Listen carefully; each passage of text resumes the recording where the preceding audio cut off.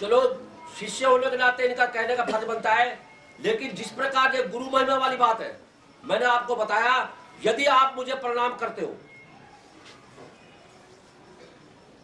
जैसे ये ट्यूबलाइट है, इसका कनेक्शन यदि मेन पावर से नहीं होगा, ये इंस्ट्रूमेंट के द्वारा नहीं चलेगी। तो यदि आप मेरे चरणों में प्रणाम भी करते हो, मैं अपने भगवान राम के चरणों में भेज देता हूं, क्योंकि मैं कौन होता हूं रखने वाला, तू जान तेरा काम जाने। मैं आपको बता रहा हूं, ये इंस्ट्रूमेंट से बल्ब नहीं चलेगा। इसका अगर मीटर से कनेक्शन नहीं होगा, आप लाख करते हो नहीं चलेगा।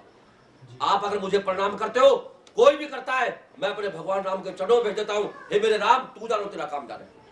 इसे कहते हैं अगाध श्रद्धा।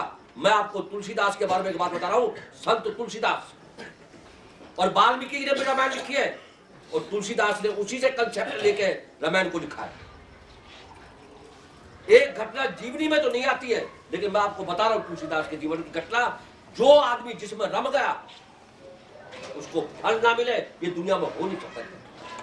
रम के तो देखो कि दाना खाक में मिलकर गुलो गुलजार होता है। अरे खाक में अपने आप को मिला कर देखो, तो जो किनारे पे बैठ रहे थे उनको मोती नहीं मिलते, उनको घोगे मिलते हैं, मच्छर मिलते हैं, मछली मिलते हैं। जो मोती प्राप्त कर जाता है वो भंवर में जाएगा, वो मोती लाएगा, कीड़े मकोड़े आएंगे, किनारे पे खाता रहेगा। तो मैं तुलसीदास की बात आपको बता रहा हूं। तुलसीदास के जीवन घटना जीवनी में तो नहीं आती है, लेकिन मैंने कहीं पढ़ी थी, वो आपको बताता हूं। हमारे देश में कुछ समय पहले सती प्रथा थी। आप कहोगे सती प्रथा, आज तो सरकार ने कानून के सती प्रथा को समाप्त कर दिया है, और अगर कोई सती होगी तो उसको जो है दंड भी मिलेगा। ये कानून बन गया सती प्रथा। आप ये कहोगे अगर सती प्रथा खराब थी तो हमारे पूर्वजों ने चलाई क्यों? हमारे पूर्वज का पागल थे? नहीं, ऐसा कुछ नहीं था। कोई भी चीज ना अपने आप में अच्छी होती है ना बुरी होती है। मैं सती प्रथा का समर्थक अब तो नहीं हूं, लेकिन पहले था। जिस समय सती प्रथा थी, मैं सती प्रथा को महिमा मंडित करने का हक बना। आप कहोगे क्यों? उसका कारण सुनो। हमारे देश में इनके बाहर के जो विदेशी थे, इनके आक्रमण होते थे, जो मध्य एशिया से लोग आते थे, तो हमारे राजपूत ये जाबाज होते थे। लेकिन हमारा क्या था, हमारी रियासतें बटी हुई थी और हम आपस में एक दूसरे को काटते थे। इसीलिए विदेशी हमारे ऊपर ताकत का प्रयोग करते थे, और हमारे जो सैनिकों को, उनके पास सैनिक भी कम होते थे, लेकिन आपस की फूट की वजह से वो क्या करते थे, वो सारी बंदर वाली बात है, दो बिल्लियां आपस में लड़ती रही, तो बंदर को पंच बना दिया। उनका दादा इसको बांट के देता है। दादा लगा आधी आधी दूंगा, और तराजू में डाला, ये टुकड़ा ज्यादा हो खाना, इस वजह से काटे, उन्होंने कहा रोटी डाली खत्म हो गई, बिल्लियां देखते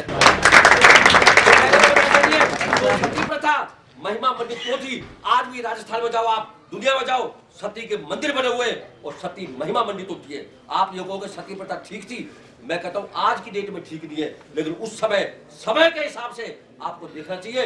ये मत देखो सती प्रथा क्या थी।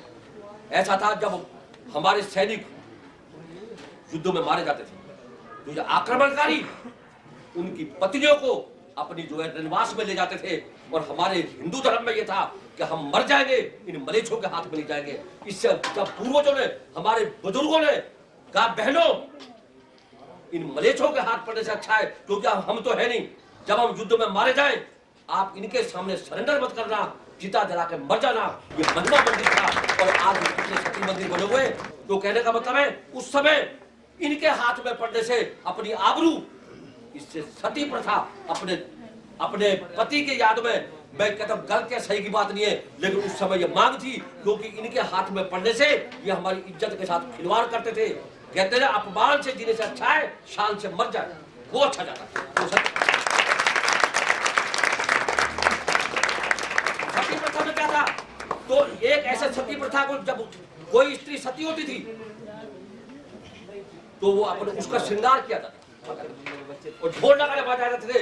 और आप ये कहोगे जिंदा को जलाने, मैंने वो कारण बता दिया, इन मलेच्छों के हाथ में पड़ने से अच्छा है जल जाए। घर धूंधू करके जलने से अच्छा है एक बार जल जाने दो, और खून खराबा होता है तो एक बार होता दे दो, मरना तो एक बार। प्रथा एक राजपुतानी सती होने जा रही थी और आगे आगे सब पुरुष महिलाएं चल रहे थे और उस सती होने के नाते उसका श्रृंगार किया जा रहा था। अब जानो आदमी जब मृत्यु के राह पर चल रहा होता है तो उसको ये होता है कोई भला आदमी मिल जाए तो उसको प्रणाम कर दूं, उसका आशीर्वाद दे दूं। तो संत तुलसीदास अपनी धुनी रमाए हुए थे और राम में ध्यान लगा हुआ था, उनके साथ संबंध जुड़ा हुआ था और वो अपने ध्यान में बैठे हुए थे, राम ही राम जप रहे थे। अरे मैं कहता हूं राम के नाम में इतनी ताकत है। अरे जिस वाल्मीकि ने राम का नाम उल्टा जपा उसका बेड़ा पार हो गया। हम तो सीधा जप रहे, हमारा कैसे नहीं होगा? ये दुनिया में हो नहीं सकता कि हम तो सीधा जप रहे और उसने उल्टा जपा था, उसने राम को बराबर जपा। तो वो अपने भगवान तुलसीदास जी भगवान राम के चरणों में समर्पित थे और ये सती प्रथा का जुलूस जा रहा था, सती होने जा रही थी। उनने देखा कि महात्मा बैठा है क्योंकि वेश को भी प्रणाम किया जाता है। अब उसके नहला के उसके श्रृंगार किया हुआ था तो जैसे उन्हें तुलसीदास के चरण छुए तो बालों से पानी की 2 बूंद गिरी और चरणों में गिर गई। अब तुलसी बाबा की आंख खुली। आप ये देखो, हमें आशीर्वाद देते समय देखना पड़ता है कि हमारे सामने जो पैर छू रहा है वो किस रूप में। अब जैसे वो नव विवाहित तो हमारे सामने आएंगी तो हम उससे कहेंगे सौभाग्यवती, किसी को कहेंगे पुत्रवती भाव। तो ये आशीर्वाद इसी हिसाब से दिए जाते हैं। अब जब उसने देखा नव दुल्हन है, उसके वेशभूषा को देख, उसके श्रृंगार को देख के तो तुलसीदास जी की आंख खुल गई। अब उन्होंने लोग किया कि सौभाग्यवती भाव। उसने कहा बेटे मैंने क्या कहा था? बाबा आपने ये कहा था सौभाग्यवती भाव। अच्छा, तो कहने लगी मैं तो सती होने जा रही हूँ। बाबा आपने क्या आशीर्वाद दिया मुझे? मैंने नहीं दिया, मैं तो राम में खोला तो मुझे नहीं पता कुछ, उन्होंने करवाया मुझे नहीं पता। और बाबा मैं जानू, उन्होंने कहा इससे क्या होता है? जब इसके कहने से कहा मैं सौभाग्यवती हो जाऊंगी। बाबा प्रणाम, मैं जानू सकते। बेटे रुक जा। उन्होंने भगवान राम के चरणों पर ध्यान लगाया। प्रभु क्या कहलवा दिया? या तो कच्ची हो जाएगी। मैं तो उसके श्रृंगार को देख के कह दिया। उन्होंने कहा कि जो कुछ लोग आगे बढ़ गए थे, वो जो ये रुक गई थी पीछे आशीर्वाद लेने के लिए, और उसका पति जो है वो मतलब उसमें था, वो मतलब उसकी अर्थी थी। उन्होंने कहा ऐसा है बेटी, ये जो आपके पति की अर्थी जा रही है उसको वापस लौटा कर। उन्होंने कहा इतने राजपूत ठाकुर है, कौन आप मेरी बात माने का मारे वो। अब रोते रोते गई। जो कहे साहिब बाबा को आशीर्वाद मैंने लिया था, उसने मेरे से कहा सौभाग्यवती भाव। जो के नाम क्या, जो के नाम नहीं पता मेरे को। वो जो करा करते अर्थी को पीछे जाओ और सारे ठाकुर करने लगे, बेटू क्या पता क्या बात है। अर्थी को पीछे लाए और अर्थी नीचे उतार। और भगवान राम के चरणों में ध्यान लगा। क्योंकि भगवान मैंने नहीं कही, मेरे को तो पता भी नहीं मैंने क्या कही है, मैं तो उससे पूछ रहा हूँ मैंने क्या कही। ये लड़की कह रही ये कही सौभाग्यवती भाव। अर्थी को नीचे रखवा लिया और आशीर्वाद देकर कहा तुलसी मरा मंगाए के, मरे हुए आदमी को वापस बुला लिया। तुलसी मरा मंगाए के और सर पे फेरो हाथ, और हम तो कुछ जानत नहीं, तुम जानो रघुनाथ।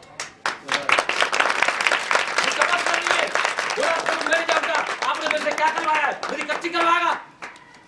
भगवान से लड़ा जा सकता है बशर्ते कि भगवान के प्रति प्रेम हो। अब ये बैठे, ये सारे बैठे, आप बैठे हो, इसे कहते हैं प्रेम की लड़ाई। एक होती है प्रेम की सगाई, या लड़ाई है। से कहा कि बैठो, आर्डर नहीं दे रहा, ये प्यार होता है। इसी प्रकार वो भी भगवान से क्या कराए कि भगवान तू मेरी कच्ची कराएगा। तुलसी मरा मंगा के, ये 2 आदमी लिखा हुआ है वहां काशी में। तुलसी मरा मंगा के सर पे फेरो हाथ, और हम तो कछ जानत नहीं, तुम जानो रघुनाथ। और वो बंदा उठ के बैठ गया, बोलो जय श्री राम।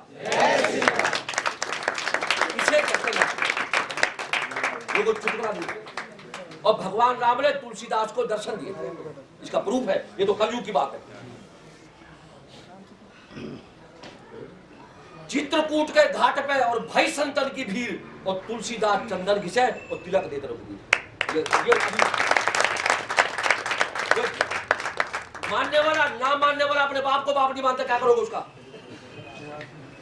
ना मानने वाले का कोई तर्क नहीं है, वो अपने बाप को बाप नहीं मानता और राम को क्या मानेगा? इसलिए मैंने जो आपको बात बताई है, एक भरोसा, एक बल और एक आस विश्वास और तुलसी चातक के लिए स्वाति बिना समनाश। अब जो है मैंने आपसे कह दिया, आप मेरे ऊपर छोड़ दो। एक गाना है कि मर्जी है तुम्हारी ले जाओ जिस ओर, और जिया रे झूमे ऐसे जैसे बनवा नाचे।